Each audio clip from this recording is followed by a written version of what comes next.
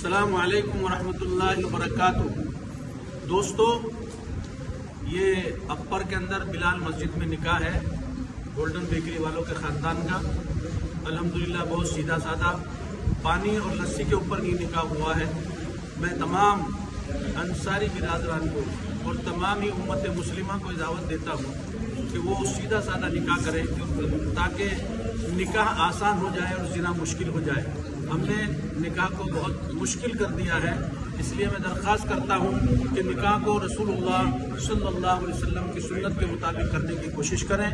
ये golden bakery वाले हैं, आप जानते हैं कि पूना के अंदर मशहूर हैं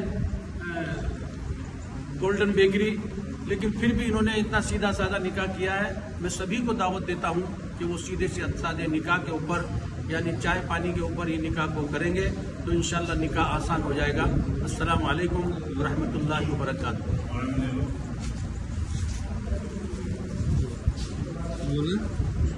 बोलना कुछ नहीं है, बोलना क्या है, इसे बढ़ावा दे दो। जो लोग थे सब लोग शामिल हैं। खजूर का दिख रहे हैं, खजूर, लस्सी और पानी।